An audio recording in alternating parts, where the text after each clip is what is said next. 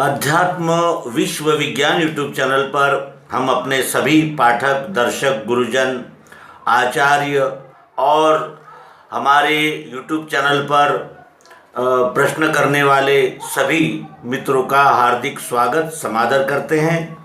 और शंका समाधान के इस सत्र में जो कुछ मौलिक प्रश्न आए हैं उसका विचार करते हैं। सबसे पहला प्रश्न है श्री शशिकांत जी दुबे। ये पूछते हैं कि क्या राम नाम लेना पर्याप्त नहीं है और क्या आचरण शुद्ध होना ज़रूरी है क्या? ये उनका प्रश्न है। तो इस विषय में यही कहा जा सकता है कि पहले ये जान लिया जाए कि राम है कौन, राम कहते किसे हैं, कौन राम? वो जो पूर्व में हो चुके हैं दशरथ के बेटे, वो राम।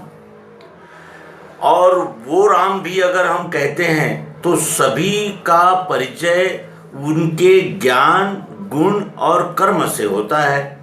तो श्री रामचंद्र जी का ज्ञान क्या था, उनमें क्या गुण था और उनके कर्म क्या थे, ये भी देखना होगा। और राम की वास्तविक व्याख्या शास्त्रों में है कि सर्वत्र रमता है वह राम जो सब में रमा हुआ है। एक कण भी उस राम से अलग नहीं है और एक कण भी राम से अलग नहीं है, लेकिन राम भी एक कण से अलग नहीं है। राम भी संपूर्ण एक कण में ओतप्रोत व्याप्त है और एक कण के बगैर भी वो राम पूर्ण नहीं हो सकता। राम में ही है, राम ही है, राम से ही उत्पत्ति है, राम में ही स्थिति है और राम में ही लय है। ऐसा कौन सा राम हो सकता है? और इस विषय में हमने इसके पूर्व में सर्वांग योग उपदेश प्रस्तुत किया है, जिसमें हमने देखा कि पृथ्वी, जल, अग्नि, वायु, आकाश, मन, बुद्धि और अहंकार ये उस परमात्मा के विश्व विधाता के साकार अंग है। इन्हीं अंगों से वो चराचर का धारण, पालन, पोषण करता है। उत्पत्ति, स्थिति, लय का ये चक्र अखंड इन 8 ही अंगों से वो संचालित कर रहा है, वो परमात्मा विश्वरूप। और वो अस्तित्व में क्यों है? जो उसका निराकार भाव है, जो जिसके कारण यह सारी पृथ्वी, यह सारा संसार, यह सारा विश्व कार्यरत है, वो उसका निराकार भाव कौन सा है? तो चाहत, जरूरत, प्रियत्व। ऐसी कोई वस्तु इस विश्व में नहीं है जिसमें चाहत, जरूरत, प्रियत्व न हो। और वो चाहत, जरूरत, प्रियत्व यही पृथ्वी, जल, अग्नि, वायु, आकाश और सत्वगुण, रजोगुण, तमोगुण, इस साकार दिखने वाले चराचर में वही एक अस्तित्व, भातित्व, प्रियत्व, वो निराकार अक्षर आत्मा ओतप्रोत व्याप्त है। उससे एक कण भी खाली है नहीं, न हो सकता है, न हुआ, न होगा। ऐसा ये समुच्चय दोनों भावों से, एक साकार और निराकार, इन दोनों भावों का लय पुरुषोत्तम परमात्मा, यही विश्व वस्तु है और यही राम है।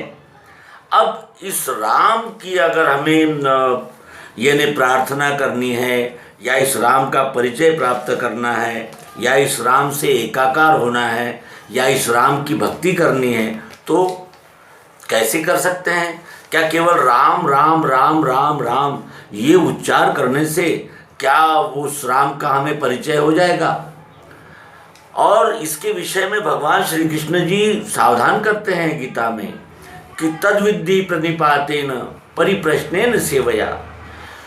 तुम तत्वज्ञानी योग से मिलो, तत्वज्ञानी योग की शरण में जाओ, अपना सभी अहंकार त्याग कर और सात्विक बुद्धि और निर्मल मन लेकर उनके पास जाओ और नम्रता पूर्वक उनसे प्रश्न करो। वे तुम्हें बोध देंगे और वे इस विश्वरूप परमात्मा का आपको परिचय कराएंगे और उन्हीं से ये जाना जा सकता है, देखा जा सकता है, अनुभव किया जा सकता है।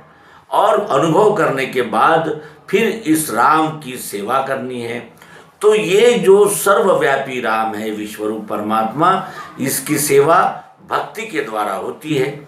और भक्ति के विषय में भी हमने अनेक प्रकार की अंधश्रद्धाएं, अंध मान्यताएं उपस्थित कर रखी है, और लगभग सभी विश्व अपने अपनी उपासना पद्धति को ही भक्ति मान रहा है, और हम भक्त है इसका भी वो अभिमान संभाल रहा है।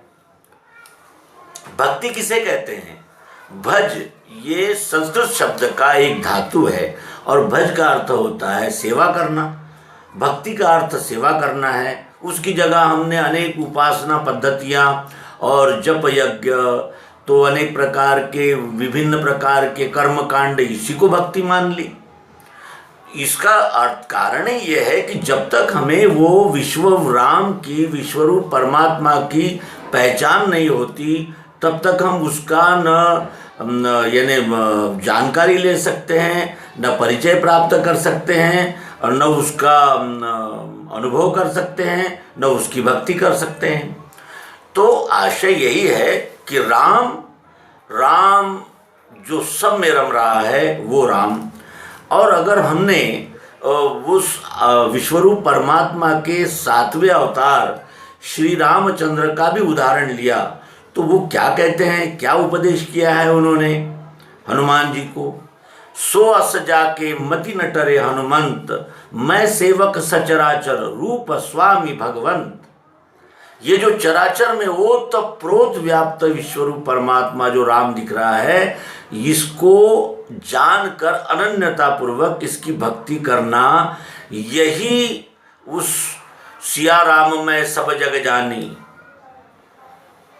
ये उसका आशय था। और यही उपदेश करने के लिए अवतार आते हैं। कत्स, मत्स्य, वराह, वामन, राम, परशुराम, श्री राम, श्री कृष्ण और बुद्धावतार, और कल्कि अब आने वाले, वो परित्राणाय साधुनाम, यही कार्य, इसी कार्य के लिए आते हैं। और वो भी इसी विश्वरूप परमात्मा का प्रत्यक्ष यथार्थ परिचय हम सब मानव जाति को कर देते हैं, और फिर ये निश्चित हो जाता है कि हमें विश्वरूप परमात्मा की सेवा करना है। तो क्या वो जैसे पूछा है उन्होंने कि राम नाम लेना पर्याप्त है क्या? तो राम नाम लेने से क्या होता है? राम नाम लेने से हमारे चित्त को जागृति मिलती है, उस श्री राम के चरित्र की ओर हमारा यानी ध्यान लगता है, ध्यान बढ़ता है, और श्री राम राम राम राम ये रटन लगते ही हमारा चित्त शुद्ध होने लगता है, और हमारी उस सर्वव्यापी राम को जानने की प्रक्रिया का आरंभ होता है उससे, क्योंकि उससे एक प्रकार का ध्यास निर्माण होता है, और वो ध्यास हमें अंततः विश्वरूप परमात्मा की परिचय में, विश्वरूप परमात्मा की सेवा में ही संलग्न कर देता है। इसलिए राम राम का जप करना ये जप यज्ञ है, और यज्ञ से क्या होता है? तो हमारा चित्त शुद्ध होता है। ये चित्त शुद्ध करने के उपाय है, लेकिन हमें वहाँ रुकना नहीं है। हमें तो उस राम की तलाश है कि जिस राम का ध्यान करते हुए अंत में भी अगर उस राम का ध्यान करते हुए इस शरीर का त्याग हुआ, तो हमें अच्छी गति मिलती है, सुगति मिलती है। और सुगति मिलने के लिए उस विश्वरूप परमात्मा, उस विश्वरूप राम का ध्यान, उस राम की यथामति सेवा करना, यही भक्ति का एक उपाय है। और अब भक्ति तो सभी कर रहे हैं, सभी अपने अपने मन से जो उपासना पद्धतियाँ अवलंब करते हैं, वो अपने आप को यही समझ के करते हैं कि हम भक्ति कर रहे हैं। लेकिन भक्ति तो सेवा को कहते हैं। तो इस विश्वरूप परमात्मा की सेवा किस प्रकार से हो सकती है? जो स्वभाव हम जन्मता ही माता के पेट से बाहर आते समय जो स्वभाव हमारे साथ में ही आया है, उस स्वभाव को जानकर कि हमारा स्वभाव कैसा है, हमारा स्वभाव सतोगुणी है क्या, रजोगुणी है, मंद रजोगुणी है या तमोगुणी है, किस प्रकार का स्वभाव है, अपने स्वभाव को जानकर उस स्वभाव के अनुसार इस विश्वरूप परमात्मा की सेवा करना, यही भक्ति है। अब अगर सत्वगुणी स्वभाव है हमारा, तो ज्ञान विज्ञान देना ये हमारा कर्तव्य है, यही हमारा धर्म है। हमारा प्रत्येक मनुष्य का धर्म धारण करना ही धर्म है, और स्वभाव को ही धारण किया जा सकता है। और सबके स्वभाव 4 प्रकार के होते हैं। जो सत्वगुणी है वो ज्ञान विज्ञान के द्वारा विश्व की सेवा करे, जो रजोगुणी है वो न्याय रक्षा करते हुए इस विश्व की सेवा करे, जो रजोगुणी है मंद रजोगुणी है वो विश्वरूप परमात्मा को जानकर चराचर में व्याप्त परमात्मा की सेवा, पालन पोषण, गोरक्षा और वाणिज्य इस कर्म से करे। यही उसका स्वकर्म है, जिसे वैश्य कहते हैं। और जिससे ये तीनों वर्णों के कार्य नहीं बन सकते, और जो केवल श्रम ही करना जानता है, वो भी इस विश्वरूप परमात्मा का यथार्थ प्रत्यक्ष दर्शन तत्वदर्शियों के द्वारा करके वो अपने शरीर के द्वारा, अपने श्रम के द्वारा इस विश्वरूप परमात्मा की सेवा में संलग्न हो जाए, जिसे शूद्र कहते हैं। और ये ब्राह्मण क्षत्रिय वैश्य शूद्र, इनको हमने जातियों में बांट दिया, और परस्पर वर्ग संघर्ष में जो ये मानव संलग्न हो गया, और इससे उस परम पवित्र भावना का तो लक्ष्य दूर रहा, लेकिन यही हमारे लड़ाई झगड़ों का कारण बन गया। और आज वर्ग संघर्ष सर्वत्र ओतप्रोत व्याप्त है। एक दूसरे का द्वेष करना, एक दूसरे का मत्सर करना, एक दूसरे का वैगुण्य खोजना, एक दूसरे के साथ संघर्ष करना, और एक दूसरे को बदनाम करना, एक दूसरे को लांछन लगाना, यही आज हो रहा है। जबकि एक ही विश्वरूप परमात्मा के ये 4 हाथ है, शंख चक्र गदा पद्म। शंख ज्ञान विज्ञान देना लेना, ये ब्राह्मण का स्वकर्म है। चक्र न्याय रक्षा करना, और इस विश्वरूप परमात्मा में जो अनंत प्रकार के आकारों प्रकारों में जो विश्वरूप परमात्मा दृष्टिगत हो रहा है, उसको न्याय रक्षा के क्षेत्र में अपने स्वर्ण द्वारा सेवा देना, ये क्षत्रिय का कर्म है। और पालन पोषण करना, ये वैश्य का कर्म है, और सेवा शूद्र का। ये विश्वरूप परमात्मा के 4 हाथ है। अब लोग जातियों में इन वर्णों को ढूंढने लगे।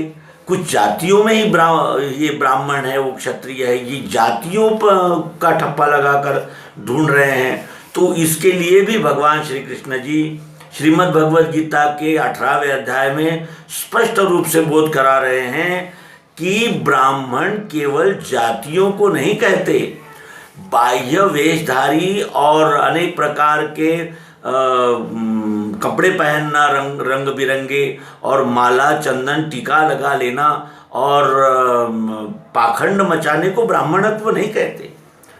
ब्राह्मण में 9 गुण रहना चाहिए, वो ब्राह्मण है। तो वो गुण भी कौन से हैं, वो भी 18वें अध्याय में विस्तार से बताए हैं। शौच है, आर्जव है, और विश्वरूप परमात्मा को सर्व में देखने का जो आस्तिक्य भाव है, इन सभी भावों से, इन सभी लक्षणों से जो युक्त है, वही ब्राह्मण कहलाने की योग्य है। अन्यथा ब्राह्मण जातियों का ब्राह्मण नहीं माना है, और जातियों का ब्राह्मण विश्वरूप परमात्मा की सेवा में संलग्न हो ही नहीं सकता, क्योंकि जो जातियों से अपने आप को तोलता है वो केवल अज्ञान के भीषण अंधकार में है, उसको ज्ञान का प्रकाश मिला ही नहीं। क्षत्रियों में 7 लक्षण होने चाहिए। ईश्वर का भाव, दातृत्व होना चाहिए, सर्व समावेशकता होनी चाहिए, वही न्याय रक्षा का कर्म कर सकता है। भेदभाव, द्वैत भावना, एक दूसरे का पक्षपात कर लेना, ये क्षत्रिय का धर्म नहीं हो सकता, और क्षत्रिय कोई जाति भी नहीं हो सकती। आजकल तो क्षत्रिय यानी उपनाम भी कई लोग लगा लेते हैं, तो क्षत्रिय उपनाम लगा लेने से वो क्षत्रिय नहीं हो जाते। क्षत्रिय में 7 उसके पहचान के चिन्ह हैं, वो चिन्ह जिसमें है वही क्षत्रिय है। और एक ने दूसरे को लक्षण बताना नहीं है। अपने वर्ण की पहचान दूसरा कैसा कर सकता है? मुझ में क्या गुण है, क्या अवगुण है, मैं कैसा हूँ, क्या हूँ, अंदर कैसा हूँ, बाहर कैसा हूँ, ये तो केवल मैं ही जान सकता हूँ। और मैंने ही अपने स्वभाव का आकलन करना है, और मैंने ही ये निर्णय लेना है कि मैं किस गुण का हूँ, किस स्वभाव का हूँ, किस वर्ण का हूँ। और अपने वर्ण को जानकर अपने वर्ण के द्वारा इस विश्वरूप परमात्मा की सेवा करना यही भक्ति है। तो यहाँ श्री शशिकांत जी दुबे इनकी शंका का समापन करते हैं। नर्मदे हर सद्गुरु भगवान की जय।